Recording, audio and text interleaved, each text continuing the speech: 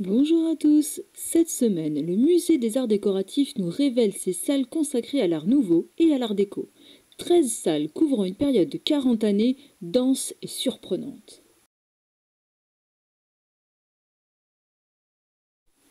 La collection du département Art Nouveau Art Déco du MAD comprend un ensemble de plus de 6667 œuvres, parmi lesquelles figurent les plus grands acteurs des différents courants artistiques de ces deux périodes fondamentales des arts décoratifs du XXe siècle en France.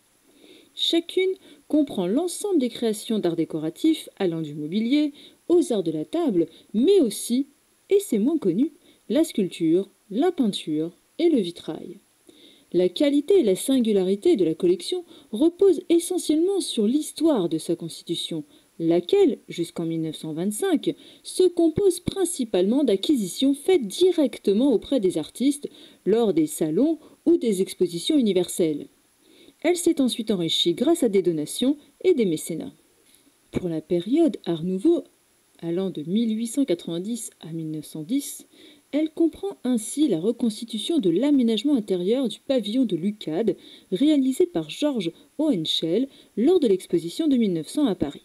Mais également plusieurs ensembles conçus par Hector Guimard, Émile Gallet, Louis Majorel, Alexandre Charpentier, Jean Dante, ainsi que des œuvres de Georges Defeur, Eugène Gaillard ou Édouard Colonna provenant de la galerie L'Art Nouveau de Siegfried Bing. La période Art déco, allant de 1910 à 1936, comprend plusieurs pièces de créateurs tels Clément Maire ou Paul Éribe, ainsi que des ensembles uniques comme celui de l'appartement privé de la couturière Jeanne Lanvin, conçu par Albert Armand Rateau en 1925, ou le bureau de l'ambassade française, conçu par Pierre Charot pour l'exposition internationale des arts décoratifs modernes et industriels de Paris en 1925. Le MAD s'est illustré depuis sa création par sa proximité avec les créateurs contemporains dont il accueille les expositions. Proximité qui lui a permis de tisser des liens privilégiés qui ont favorisé la donation d'œuvres par les artistes ou leur ayant droit, comme ce fut le cas pour la donation de Robert Mallet Stevens provenant de son hôtel particulier parisien, ainsi que l'ensemble unique de meubles provenant de la collection du grand couturier, mécène et collectionneur Jacques Doucet. En outre, le département possède des ensembles plus rares, comme celui conçu par Jean-Michel Franck pour François Mauriac, ainsi que le mobilier personnel de Sonia Delaunay, datant de 1924. Conçu par le décorateur, collectionneur et céramiste Georges Hohenschel, cet ensemble de boiseries et de mobilier provient du pavillon de Lucade, édifié sur l'esplanade des Invalides, pour l'exposition universelle de 1900.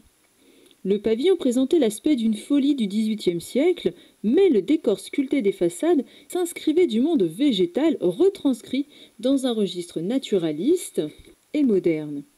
La disposition intérieure du bâtiment comprenait 4 salles en enfilade.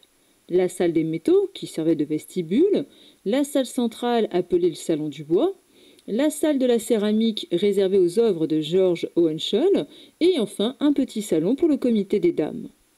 Après avoir été présenté à l'exposition universelle de Saint-Louis aux États-Unis en 1904, le Salon du Bois est modifié par Hohenschel pour être remonté en 1905 dans la grande galerie du pavillon de Marsan, pour l'ouverture du musée. Il déploie de hautes boiseries de platane d'Algérie, sculptées de branches d'églantine fleuries, constituées de 2 portiques ajourés ouvrant sur les 2 autres salles. Aux 4 angles, des vitrines exposent les objets acquis par l'association auprès d'artistes au cours des 20 dernières années.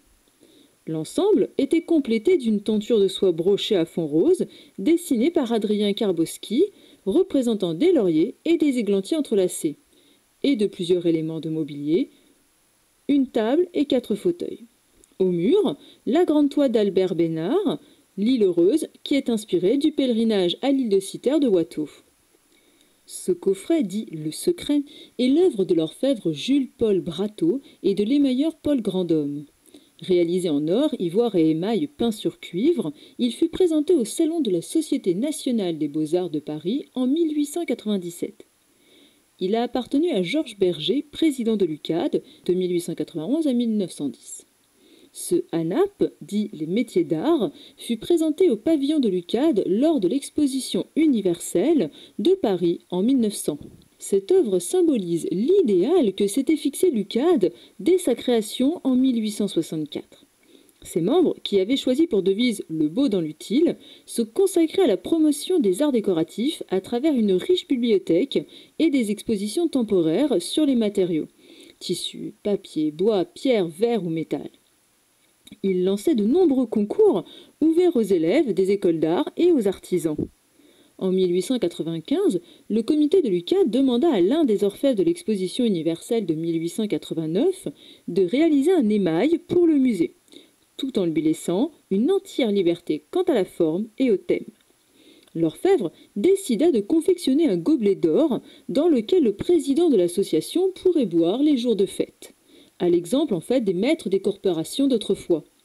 D'où les deux idées maîtresses du décor, la vigne et les métiers d'art. Aux 2/3 de la panse, une frise en émail, composée par le peintre Luc-Olivier Merson, montre des artisans de la Renaissance travaillant la pierre, le bois, la terre, le métal, le verre, le tissu, le papier et le cuir. Sous la frise, des rameaux de vigne se détachent sur un fond en émail chanlevé rouge. Sous la coupe sont représentés l'orfèvre et son graveur en costume de la Renaissance. Le décor du couvercle évoque Lucade par son emblème, un rameau de chêne entouré d'une couronne de laurier et des cartels résumant le programme de l'Union. Art, sciences et métiers. Pour exécuter ce projet, Falise passa plus de 40 fois sa pièce au four. Grâce à son oncle, grand collectionneur d'objets d'art, Auguste de la Herche développa très tôt un goût pour la décoration et montra un grand intérêt pour la poterie traditionnelle. En 1887, il exposa avec succès à Lucade une sélection de vases, pots et plats variés, décorés de motifs de gui, d'œillet ou de trèfle. En 1889, il se distingua à l'exposition universelle avec des grès décorés, des vases à grande anse qui semblent surgir tels des tiges. 2 versions du vase Plume de Pan étaient exposées au centre de son stand. De la Herche remporta la médaille d'or et s'imposa comme l'un des plus grands artistes de l'époque. Classique et élégante, la forme balustre du vase Plume de Pan est soulignée par les éléments du décor, disposés sur 3 registres. Façonné en grès tourné, il combine décor peint et gravé sur un engobe blanc, enrichi par une gamme subtile d'émaux aux tonalités de bleu et un vernis plombifère craquelé teinté de vert. L'éclat miroitant, lisse et translucide de la couleur vitrifiée par la cuisson offre une véritable parure au motif, rapprochant cette pièce des faïences persanes. L'aspect craquelé du vernis, la couleur pâle de l'englobe, la fraîcheur des coloris évoquent la préparation fragile de certaines fresques crétoises. Le thème du pan inspira au cours des 2 décennies suivantes nombre d'éditeurs de papier peint ou de textiles, ainsi que les bijoutiers Art Nouveau. À la manière des Japonais, de la Herche a isolé le motif de la plume et l'a répété en frise 8 fois sur le tour de la panse, en alternant sa hauteur. Dès les années 1890, les céramistes et les verriers se tournent vers les arts du Japon et de la Chine, mis à l'honneur lors des expositions universelles organisées à Paris en 1878 et en 1889, afin de créer un style nouveau en rupture avec le passé. Les céramiques adoptent des lignes organiques et asymétriques. Les accidents de cuisson, les effets de flamme et les coulures d'émail forment des décors abstraits qui révolutionnent les arts du feu. À Nancy, Émile Gallet puise dans la flore des champs, les insectes et le monde sous-marin pour créer des verreries d'une grande poésie, jouant avec les multiples aspects du verre et de ses colorations. Fleuron de l'important groupe de verreries conçu par Émile Gallet pour l'exposition universelle de Paris de 1889, ce vase, traditionnellement appelé Orphée, a aussi été intitulé 2 fois perdu, lorsque l'artiste l'a présenté de nouveau dans une section rétrospective lors de l'exposition de 1900. Précédant les développements naturalistes de Gallet, sujets, formes et techniques peuvent ici encore sembler classiques. Mais un regard plus approfondi révèle déjà toute la richesse et l'originalité du créateur nancéen, alors âgé de 43 ans. Le sujet mythologique est issu des Géorgiques de Virgile, comme nous le rappelle l'inscription latine. Grâce à la puissance de son art, le poète Orphée obtient le droit de ramener Eurydice, sa défunte épouse, du monde des morts. Mais la transgression in extremis de l'interdit posé par Pluton et Proserpine, c'est-à-dire ne pas regarder la morte avant son retour à la lumière des vivants, sépare pour la seconde fois et définitivement les deux amants. Gallet évoque l'instant dramatique de la séparation des amants et s'adjoint pour le dessin des figures la complicité de Victor Prouvé, l'ami peintre qui lui succéda à la tête de l'école de Nancy. Mais à ce sujet poétique, Gallet associe un autre deuil, celui de la perte de l'Alsace et d'une partie de la Lorraine par la République française. La forme présente le profil strict et régulier, soufflé dans un moule d'une urne funéraire. Mais la tache avec le pied se présente sous la forme d'une torsion de verre évoquant les remous des fleuves infernaux. Techniquement, l'œuvre est à la fois pleine de références et tout à fait nouvelle. Les vases en verre à 2 couches, gravés à la roue, sont parmi les chefs-d'œuvre antiques redécouverts depuis le XVIIIe siècle. Mais Gallet expérimente ici une préparation du verre totalement différente, évoquant plus les coloris des antiques en pierre dure ou la liberté d'interprétation des minéraux que l'on trouve dans la verrerie chinoise. À la fin du XIXe siècle, un art nouveau, cherchant à dépasser la réinterprétation des styles du passé, s'impose dans le décor intérieur. Pensant l'architecture des demeures et le mobilier comme un art total unifié par des lignes inspirées du végétal, les décorateurs et les ébénistes développent une vision globale du foyer, dans lequel des objets fonctionnels alliant le beau et l'utile offrent un cadre de vie propice à l'épanouissement de l'homme moderne. L'Art nouveau se déploie dans toute l'Europe avec des variations. En France, le nom de l'influente galerie de Siegfried Bing, l'Art nouveau, ouverte à Paris en 1895, s'impose pour qualifier ce courant. Henri Rapin débute ses études artistiques sous la houlette de Jean-Léon Gérôme et devient peintre, illustrateur et décorateur. Le chirurgien Maurice Marcille, l'un des premiers clients de Rapin, lui commande le mobilier et décor de son hôtel particulier à Neuilly à l'occasion de son mariage en 1903. Les meubles exposés ici proviennent de la salle à manger et de la chambre à coucher pour les fauteuils. Le mobilier, peint, sculpté et aux ferronneries apparentes, est typique de l'engouement de l'époque pour un retour à l'artisanat.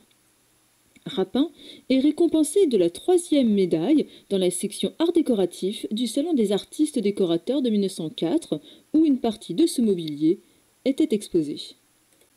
Louis Majorel est, avec Émile Gallet, l'un des fondateurs de l'école de Nancy, une association d'artistes et d'artisans créée en 1901 pour promouvoir l'art nouveau en France. En 1879, Louis Majorel reprend avec ses frères l'affaire familiale basée à Nancy, qui produisait jusqu'alors des meubles de style Louis XV et des céramiques. À partir de 1889, il renouvelle la production des meubles et ouvre en 1890 un atelier de ferronnerie qui réalise des rampes d'escalier et des ornements extérieurs comme des balcons forgés.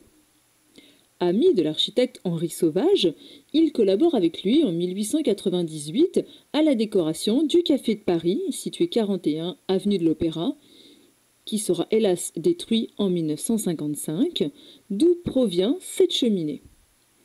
En 1900, il réalise le mobilier de la chambre à coucher de Georges Rouard, directeur de la galerie parisienne À la Paix, spécialisée dans les arts décoratifs modernes. Majorel triomphe à l'exposition universelle de Paris en 1900. Il s'oriente vers la production en série de meubles aux formes simples, le plus souvent en acajou, ornés de bronze, présentant des motifs végétaux stylisés, comme ce modèle de guéridon de nénuphar. 2 tableaux peints par Paul César Helleu complètent la décoration. Jeune femme à l'ombrelle debout sur une estrade et portrait de Madame Helleu avec parapluie. Impossible de quitter la salle sans observer ce piano en noyer sculpté par François Rupert Carabine et conçu par le facteur de piano Henri Hertz. Il fut présenté à l'exposition universelle de 1900. Hertz était réputé pour ses pianos de grande qualité aux lignes sobres. Ce modèle surprend donc par son extravagance. Carabin a sculpté des portraits de femmes à différents âges de la vie sur le coffre, au-dessus du clavier, et 2 femmes peu vêtues sur les côtés de l'instrument. L'une montre son profil droit pendant qu'elle se coiffe, L'autre, de dos, semble se cacher ou observer une scène en catimini. Elles sont toutes les deux accompagnées de chats. Le printemps et son pendant l'après-midi d'automne furent exposés dans la section architecture du Salon du Champ de Mars en 1894. Ce vitrail aux riches coloris présente une composition simplifiée qui demeure cependant naturaliste. Il est représentatif de cette fin du XIXe siècle où peinture et art décoratif sont étroitement liés. La parenté stylistique la plus évidente vient de l'affiche. Exaltation de la couleur posée en aplat, simplification de la forme, cerne noire qui confère un aspect cloisonné au dessin et que l'on retrouve transcrit dans le vitrail lorsque le verre est enchâssé dans le plomb. À droite du vitrail d'Eugène Grasset sont exposées des œuvres de Georges Defeur, artiste polyvalent, affichiste peintre et décorateur. En 1901, Defeur exécute pour la galerie du marchand et collectionneur Siegfried Bing 7 consoles en bois doré ornées d'une fleur de pavot. Il est l'auteur de cette vitrine en bois doré, garnie de porcelaine comme elle l'était lors de sa présentation au Salon de la Société nationale des beaux-arts de 1901. La deuxième partie de cette section présente le mobilier d'Alexandre Charpentier, qui est à la fois graveur sur médaille, sculpteur, ébéniste et céramiste. En 1901, il présente au salon ce meuble à quatuor en bois de charme, destiné à ranger 2 violons, un alto et un violoncelle, accompagnés de 2 pupitres bifaces. Ma racine est au fond des bois, prône Émile Gallet, qui fut un savant botaniste. Suivant le modèle des artistes japonais qui suggèrent la nature sans la copier, les artistes du tournant du siècle cherchent à transcrire dans différents matériaux les lignes végétales et organiques, l'élan de vie qui anime la flore. Ce papier peint, intitulé Saison des fleurs, fut dessiné par Prosper Trétrael et réalisé par la Société anonyme des anciens établissements des Fossés et Cars, à Issy-les-Moulineaux. Il fut présenté à l'exposition universelle de Paris en 1900. Quant au piano de Miqueux, il fut dessiné par Victor Prouvé et décoré par Louis Majorel en 1903. La marqueterie a pour thème une berceuse, chanson de l'homme au sable, de Jean Richepin, dans la pièce de théâtre Par le glaive datant de 1892. Chantez, la nuit sera brève. Il était une fois un vieil homme tout noir. Il avait un manteau fait de rêve, un chapeau fait de brume du soir. Chantez, la nuit sera brève. Lorsque Albert Damouze aborde le procédé technique de la pâte de verre, redécouvert vers 1880 par le peintre et sculpteur Henri Cros, l'artiste était un céramiste déjà célèbre. Débutées en 1897, ces expérimentations sur la technique de la pâte de verre constituent la première application au vocabulaire de l'œuvre et la première transposition technique d'une matière qu'Henri Cros avait utilisée en bas-relief avec la volonté de réhabiliter le statut esthétique de la sculpture polychrome. En expérimentant cette nouvelle technique, Damouze se détache progressivement des formes traditionnelles de ses porcelaines et de ses grès pour concevoir des pièces d'une préciosité proche des émaux translucides exécutées à la même époque par l'émailleur Fernand Tesmart. Sa technique intègre le principe du cloisonnement, obtenu par un émail plus dur, jouant en transparence et en clair-obscur avec le fond translucide des parois. L'artiste adapte ici la corolle de la fleur à la forme de ses verreries. Fils et petit-fils d'orfèvre parisien, Alphonse Debain se spécialise dans la petite orfèvrerie de table et l'orfèvrerie religieuse. Il présente ses premières réalisations à l'Exposition universelle de Paris de 1889 et obtient une médaille d'or pour ses couverts et un service de toilette. À l'issue de cette exposition, Debain offre à Lucade 12 fourchettes et cuillères qui témoignent de son excellente technique et de la variété de ses modèles. Au salon de 1898, il présente un bol au pavot en argent dessiné par Auguste Arnoux que Lucade achète pour le faire figurer au sein de son pavillon de l'exposition universelle de 1900. Membre du jury de l'exposition, il est hors concours, mais présente tout de même ses dernières créations. Sur les étagères d'un meuble coffre à argenterie trône une théière, aux côtés de vases, d'une saucière et d'un bassin, tous inspirés par la nature dans leur forme et leur ornement. Cette théière en argent doré adopte la forme d'un potiron dont le feuillage compose la prise du couvercle. Reposant sur 4 pieds en cèpe de vigne, son bec verseur est un escargot émergeant d'épis de blé, tandis que son anse, ponctuée de 2 bagues en ivoire pour l'isoler de la chaleur, reprend le motif des peaux de serpent. Décorée sur sa panse de concrétion en argent, la théière semble sortir de terre, et ses lignes sinueuses empruntées au végétal rappellent que l'Art nouveau puise ses racines dans le rapport de l'art japonais à la nature, tout autant que dans le style rocaille. La référence à l'Antiquité, sans thème iconographique précis, est ici associée à la vie pastorale idéalisée, telle qu'elle fut chantée par le poète Virgile, une évocation qui situe l'artiste entre la tradition du symbolisme et la modernité des nabis. La subtile luminosité de la polychromie et l'originalité de la matière sont issus de la technique de moulage particulière mise au point par le sculpteur dès 1883 et qu'il dénomme pâte de verre. Le vase pastoral est une des rares incursions dans cette typologie d'art décoratif du sculpteur dont la majorité des œuvres sont des bas-reliefs comme la monumentale Histoire du feu visible dans la galerie des Oculi. Inspiré par l'architecte belge Victor Horta, Hector Guimard systématise dès 1895 l'emploi de la ligne issue de la tige végétale au Castel Béranger qu'il est en train de construire. Cet immeuble, édifié dans le 16e arrondissement, lui apporte de nombreuses commandes, notamment les emblématiques entrées du métro parisien. Il édifie entre 1902 et 1906 l'hôtel particulier du riche industriel Léon Nosal, au 52 rue de Ranelagh, à Paris.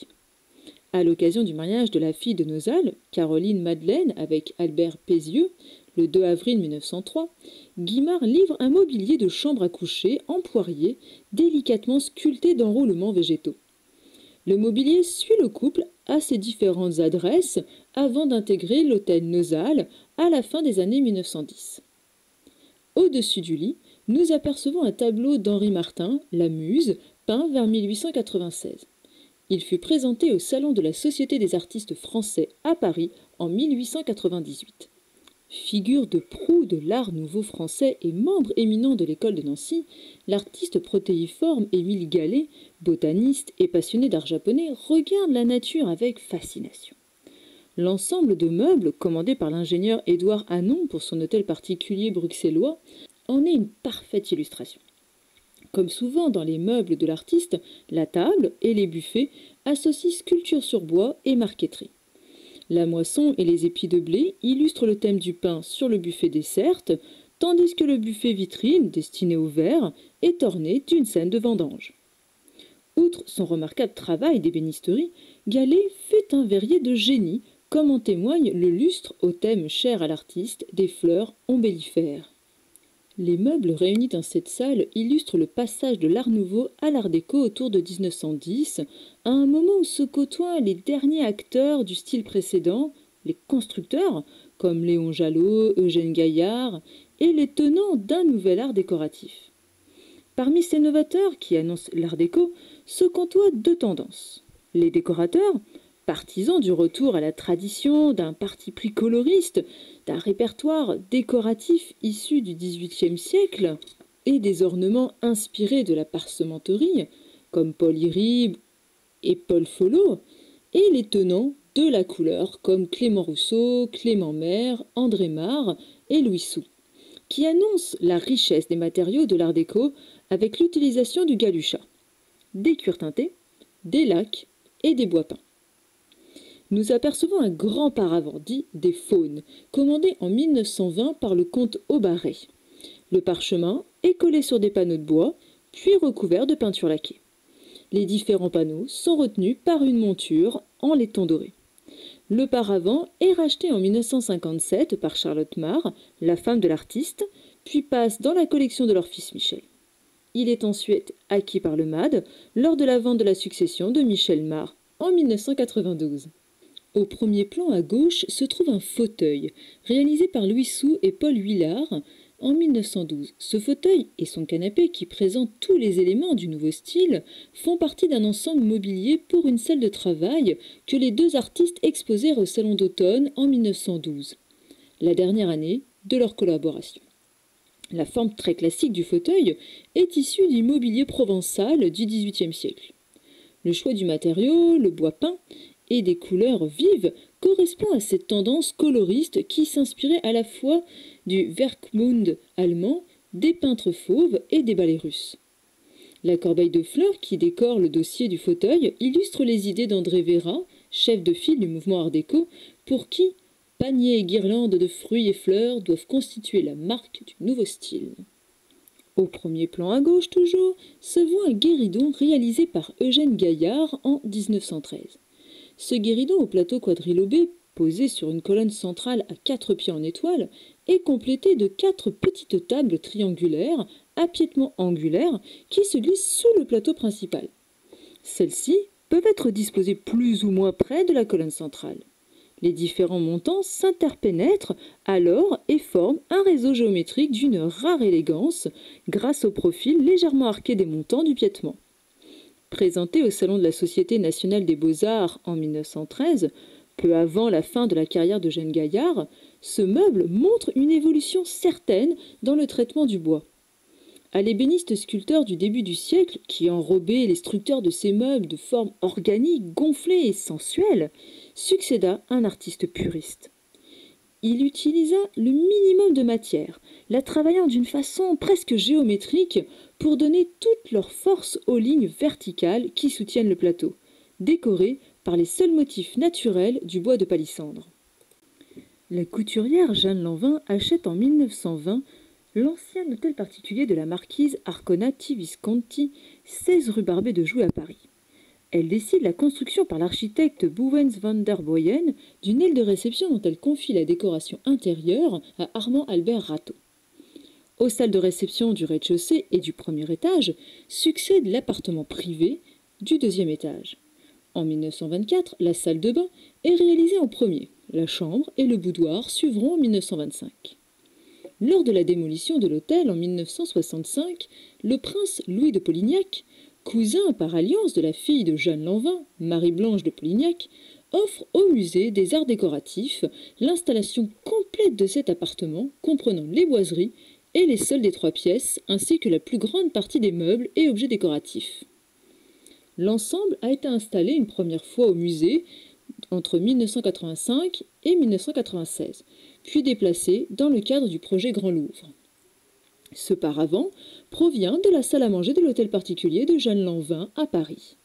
La chaise longue fut créée pour la duchesse d'Albe en 1921 avant d'intégrer l'appartement de Jeanne Lanvin. Elle était visible sur la terrasse de son hôtel particulier. Pour la salle de bain, il a utilisé le marbre, le stuc et le bronze patiné vert antique. Les appareils sanitaires, c'est-à-dire lavabo et bidet, ainsi que les 2 vitrines encastrées sont en marbre Hauteville de couleur beige. Les murs sont recouverts de stuc, tandis que l'alcôve de la baignoire est ornée d'un bas-relief en staff représentant un cerf et une biche dans un sous-bois. Le sol, dallé de marbre Hauteville beige, noir et blanc, dessine des motifs losangés encadrés de marbre blanc, tandis qu'un chemin de marbre noir relie le lavabo à la baignoire. Les appliques et la robinetterie en bronze patiné reproduisent des faisans, des marguerites et des pommes de pin. Les cornières des murs sont également en bronze, tout comme le mobilier composé d'une table de toilette et d'une paire de lampadaires. L'art de Rateau reflète un goût profond pour l'Antiquité et pour les arts du Moyen-Orient, notamment la Perse. Le luxe de cette salle de bain rappelle les revêtements de marbre des bains antiques et des hammams orientaux. Les soins du corps furent une des préoccupations majeures de Jeanne Lanvin, qui, parallèlement à ses activités de couturière, créa des lignes de cosmétiques et de parfums.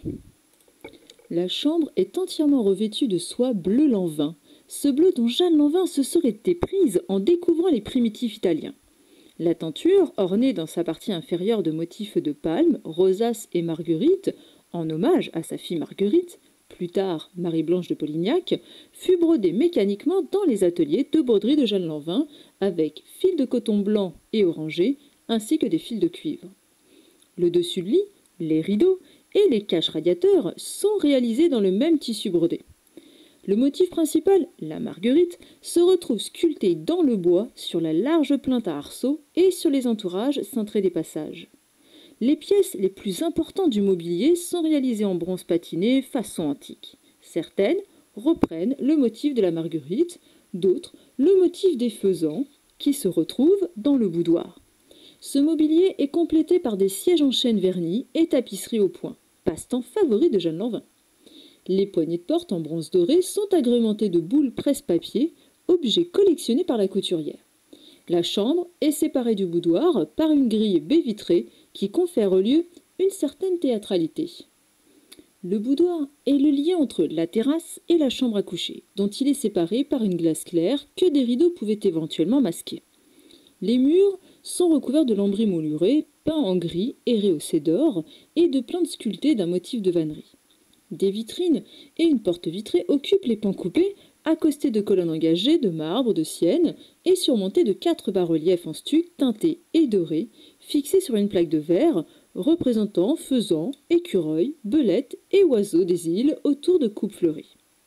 Le sol est recouvert de dalles de marbre blanc et noir, entouré d'une bordure de marbre portor assortie à la cheminée. Tout concourt à faire de cet endroit un lieu calme et propice à la contemplation des objets qui emplissent les vitrines et témoignent des différentes sources d'intérêt de Jeanne Lanvin. Cette salle à manger fut réalisée entre 1920 et 1921 par l'architecte Louis Sou et le peintre André Mare, membre de la Compagnie des Arts Français, pour Monsieur et Madame Pierre Giraud. Elle illustre le retour à la tradition inspirée du mobilier Louis-Philippe, avec ses bois sombres et ses formes massives. Les murs, recouverts de palissandre et d'acajou teintés noirs, sont éclairés par le plafond, les bas-reliefs en stuc doré de Paul Véra, illustrant l'été et l'automne, les vasques et le mascaron de la fontaine en bronze doré. Sur la desserte et les encoignures est présentée la vaisselle en faïence blanche, éditée par la Compagnie des Arts Français, et des verres de Maurice Marino, contribuant ainsi à adoucir les tonalités sombres du mobilier. Cet objet précieux et raffiné témoigne de l'influence de l'art chinois sur l'art déco, plus particulièrement en orfèvrerie et bijouterie. Ce type de pendule, dite modèle écran, apparaît en 1923. Il figure aussi bien dans des modèles de pendules dites pendules mystérieuses, dont le cadran est en cristal de roche transparent, que dans des pendules composées à partir de ces écrans chinois traditionnels qui ornaient les bureaux des lettrés. Cette pendule est l'œuvre du bijoutier Louis Cartier et de l'horloger Maurice Petit et date de 1927. Le pavillon de la Société des artistes décorateurs à l'exposition de 1925 proposait la création d'une ambassade française. Les décorateurs les plus novateurs de l'époque ont servi ce projet. Chacun se vit confier la décoration d'une des pièces du pavillon. Le hall par Robert Mallet Stevens, le fumoir par Francis Jourdain, la salle à manger par Georges Chevalier et bien d'autres. La chambre de l'ambassadrice, confiée à André Groul, est évoquée par le chiffonnier anthropomorphe en Galuchat et la bergère garnie de son velours d'origine. Le bureau bibliothèque de l'ambassadeur fut réalisé par Pierre Charot. De plan circulaire, il est coiffé d'une coupole supportée par 2 poteaux et composé d'une paroi éventail d'où provient la lumière. 2 pièces attenantes étaient à l'usage des secrétaires. L'espace est modulé par des parois revêtues de bois de palmier, dont certaines sont équipées de rayonnage de bibliothèque. Dans l'espace libéré, au centre, un bureau à pans coupés et un fauteuil sont placés sur un tapis dont le motif a été conçu par Jean Lursa. Une harmonie subtile de différentes couleurs d'essence et de matière se dégage de cet aménagement. Bien que non présenté lors de l'exposition internationale des arts décoratifs et industriels modernes de 1925, ce grand vase de Hansefeuille, par François de Corchemont, peut être considéré comme l'un des exemples les plus accomplis et les plus significatifs des exigences de sobriété, d'élégance et de rigueur décorative auxquelles la notion de modernité est désormais associée. 2 crosses de fougères entièrement stylisées et géométrisées déterminent l'équilibre des volumes. De longues feuilles animent verticalement la surface en un rythme continu et répétitif, restituant avec vigueur l'empreinte du modèle en plâtre taillé et incisé qui donne forme à la cire, puis au verre. Dans cette recherche de simplification formelle, la matière devient à elle seule un décor, animé de nuées et de coulées, rappelant les effets naturels des pierres semi-précieuses minérales et des matières organiques. L'ornement vit en transparence et par les seuls jeux de lumière selon un principe décoratif confrontant effet de surface et profondeur. Ce modèle fut exécuté en 8 exemplaires entre 1925 et 1927. L'exemplaire conservé au MAD, le premier de la série, fut réalisé en novembre 1925 et acheté par Louis Barthou, un homme politique français. Cette grande salle rompt le parcours chronologique en proposant une lecture transversale des collections à travers différents thèmes. Grand couturier, mais surtout mécène, Jacques Doucet, après avoir réuni une collection de peintures et de mobilier du XVIIIe siècle, se consacre à l'art contemporain. En 1912, après avoir vendu ses collections du XVIIIe siècle, Doucet emménagea avenue du Bois, à Paris, dans un appartement décoré par Paul Iribe, avec des mobilieries bien sûr, d'André Groux et de Legrain. En 1928, Doucet installa ses collections de peintures contemporaines et d'art africain dans une dépendance de l'hôtel particulier de sa femme, situé rue Saint-James à Neuilly. L'architecte Paul Ruot transforma l'aile sur la rue en un appartement, dit le studio, comprenant un vestibule, une grande galerie et un cabinet d'Orient. Le studio communiquait par un couloir latéral avec les appartements privés du collectionneur. La réalisation du mobilier est confiée à Pierre Legrain, Marcel Coard et Paul Mergier. Ces meubles, d'inspiration cubiste et africaine, présentent un luxe de matière et un raffinement très original. Ce fauteuil, par exemple, est l'un des nombreux meubles réalisés par Pierre Legrain entre 1916 et 1929 pour le couturier. Il reprend la structure des chaises des bergers Sénoufou de Côte d'Ivoire. Il est agrémenté de panneaux servant d'accoudoir, d'une chaise et d'un dossier en cuir tressé, ainsi que d'une lampe incorporée dans la partie supérieure du dossier. L'ensemble de la collection de meubles d'Émile Jacques Ruhlmann, conservée au musée, compte une dizaine de pièces, réalisées par le décorateur entre 1916 et 1933, dont certaines furent présentées à l'exposition de 1925 dans le pavillon particulier de l'artiste, l'Hôtel du collectionneur. Ce cabinet à inventail, ouvrant sur 3 étagères, possède 2 pieds postérieurs droits, tandis que ceux de l'avant, galbés, se rattachent au corps par 2 volutes soulignés d'un large filet d'ivoire. L'ivoire est également utilisé pour les 4 sabots des pieds, pour l'encadrement de petites pastilles entourant le vase fleuri, pour le haut des montants verticaux et, enfin, dans la frise de rectangle qui orne le profil du plateau supérieur. Il est surtout employé avec l'ébène pour réaliser le vase fleuri, qui est en fait le symbole du style art déco, inscrit dans un médaillon tapissé de fleurs et de feuillages. Le rôle majeur joué par le décor floral ne nuit en rien à l'architecture générale de ce meuble d'appui. Ce cabinet provient de l'appartement d'Édouard Rasson, un riche industriel du textile de Roubaix. Il a été donné par ses 2 filles en exécution de la volonté de leur père. Plusieurs exemplaires de ce cabinet sont connus. 2 d'entre eux ont été réalisés en encoignure à 3 pieds et 3 autres de forme rectangulaire à fond plat et à 4 pieds sont actuellement identifiés. À partir d'un modèle, Ruhlmann faisait exécuter par ses 2 ateliers d'ébénisterie de nombreux exemplaires en variant les essences de bois. Ainsi, le cabinet du MAD a-t-il été réalisé en plaquage de bois d'amarante, de palissandre et d'ébène macassar. Le mobilier du bureau personnel de Robert Mallet Stevens repose sur un piétement en tube métallique. Il est accompagné de portes à plusieurs panneaux articulés en laque, ornés d'un décor géométrique conçu par Jean Dunant et provenant de la maison de l'architecte rue Mallet Stevens à Paris. Un ensemble de mobilier métallique des années 1926 à 1931 pointe l'émergence internationale de ce matériau. L'usage du tube métallique a permis de renouveler la forme même des meubles et plus particulièrement des sièges mis au point du porte-à-faux grâce à sa souplesse, sa légèreté et sa solidité. Le créateur français René Herbst conçoit ce modèle de chaise vers 1929. Elle apparaît dans son œuvre peu après qu'il ait amorcé ses recherches sur la création de mobilier en métal, débutée en 1926, avec la présentation d'un bureau entièrement conçu en tôle, présenté au Salon d'automne de 1926. Un modèle inédit de facture industrielle qui se détache des formules traditionnelles du bureau, où le métal intervient comme un matériau pouvant jouer un rôle esthétique inédit. Dans la continuité, Hearst développe parallèlement des modèles de sièges en métal réalisés avec des cornières et des tubes. Ce siège constitue l'un des premiers modèles du créateur ayant atteint un certain degré d'aboutissement. L'innovation principale de ce modèle réside à la fois dans l'emploi du métal tubulaire pour la réalisation de la structure, mais plus encore dans l'emploi des sandwows comme élément de garniture du siège dont c'est le premier exemple connu. Fils d'un architecte lyonnais, Michel Rouspitz entre à l'École des Beaux-Arts de Lyon en 1908 dans l'atelier de Tony Garnier, puis en 1912 à l'École nationale des Beaux-Arts de Paris où il reçoit un enseignement classique qui le mène au Prix de Rome en 1920. Il s'installe à Paris en 1924 et collabore par quelques réalisations remarquées à l'Exposition internationale de 1925.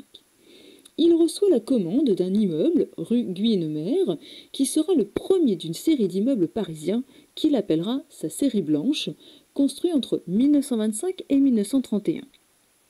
En 1930, il construit l'immeuble Ford, boulevard des Italiens, et à partir de 1931 reçoit de nombreuses commandes publiques.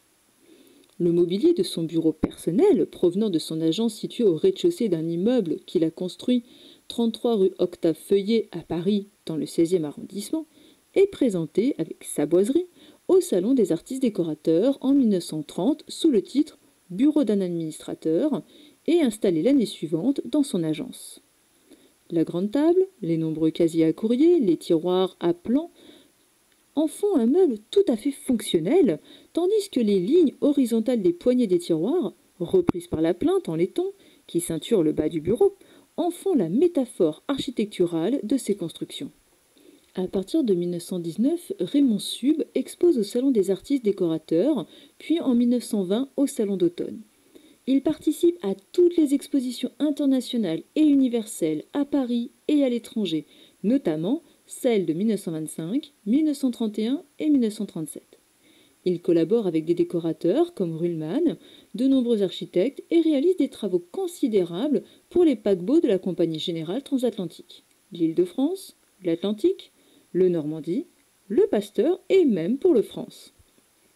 Partisan du travail de la forge, il ne s'interdit pas d'utiliser les nouvelles techniques ou d'autres matériaux comme la tôle de fer, le cuivre, l'aluminium ou même le bronze. La ferronnerie n'est pas le seul domaine dans lequel il s'exprime. Il réalise des épées d'académiciens, des décors pour la manufacture de Sèvres, des meubles, des bijoux et des tapis.